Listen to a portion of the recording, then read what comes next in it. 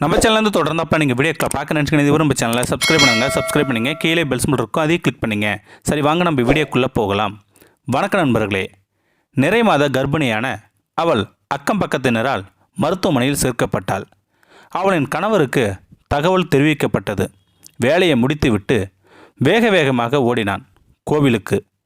இறைவனிடம் கைகூப்பி வேண்டினான். இறைவன் அவன் முன் தோன்றி, உன் பிரார்த்தனை என்னவென்று என்னிடம் சொல், நான் நிறைவேற்றி வைக்கிறேன். அதற்கு கைமாறாக நீ நான் சொல்வதை கேட்க வேண்டும் என்றான் இறைவன். இறைவனின் கட்டளை ஏற்றுக்கொண்டு அவன் வேண்டுதலை இறைவனிடம் கூறினான். அந்த வேண்டுதல் என்னவென்றால், என் மனைவிக்கு ஆண் குழந்தை தான் பிறக்க வேண்டும், பெண் குழந்தை வேண்டாம் என்று வேண்டிக் கொண்டான். இறைவனும் அவனின் வேண்டுகோளை நிறைவேற்றினான். உங்களது வேண்டுகோள் என்னவென்று கூறுங்கள் இறைவா என்று அவன் கேட்டான்.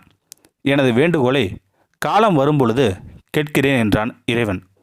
சுமார் 20-25 வருடங்கள் கழித்து அவனின் கனவில் இறைவன் தோன்றி தன் வேண்டுகோளை வைத்தான். அவன் மகன் திருமணத்தின் பொழுது பெண் வீட்டாரிடம் இருந்து எந்த வரதட்சணை கேட்கக்கூடாது. அந்த பெண்ணுக்கு நீ வரதட்சணை கொடுத்து உன் மருமகளாக ஏற்றுக்கொள்ள வேண்டும் என்றான் இறைவன். இதை கேட்டு அதிர்ந்து போனான் அவன்.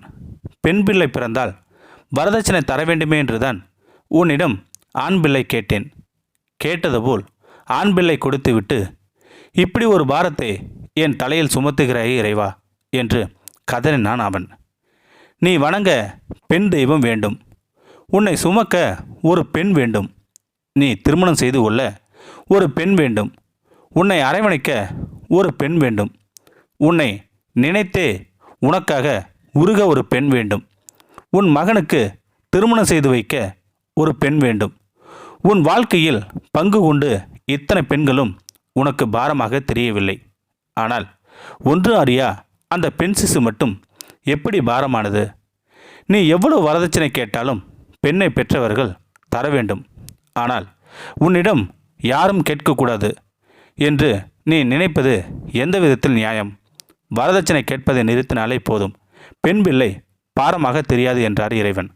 இதை கேட்டதும் அவன் கனத்த இதயத்தோடு கண்கலங்கி கைகூப்பி காலில் விழுந்தான் இறைவனிடம்.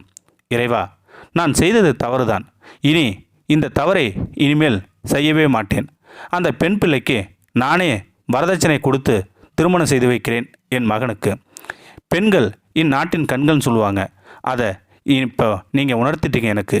இனிமே எந்த பிள்ளைங்களுக்கும் பெண் பிள்ளைங்களுக்கு நாம் வரதட்சணை கேட்கக்கூடாதுன்னு என் மனசில் ஆழமாக பதிஞ்சிருச்சு. இனி நானும் 10 பேர்த்துக்கிட்ட அதை கண்டிப்பாக சொல்லுவேன், என்னால் முடிஞ்ச உதவியும் செய்வேன் அப்படின்னு சொல்லி இறைவனிடம் சொல்லிவிட்டு அவன் சென்றான். இதிலிருந்து நம்ம என்ன தெரிஞ்சுக்கிட்டோம்னா, பெண்கள் நாட்டின் கண்கள். அதே போல் எந்த பெண்களுக்கும் நாம் வரதட்சணை கேட்டு தான் கல்யாணம் பண்ணணும் அவசியமே கிடையாது. எப்பயுமே பெண்களை போற்றணும். இந்த வீடியோ பற்றி கருத்தை கீழே இருக்கிற கமெண்ட் செக்ஷனில் சொல்லுங்கள். அப்படியே நம்மளுடைய சேனலை சப்ஸ்கிரைப் பண்ணுங்கள். கீழே இருக்கிற பெல் சிம்பலை கிளிக் பண்ணுங்கள். தேங்க்யூ ஃபார் வாட்சிங்.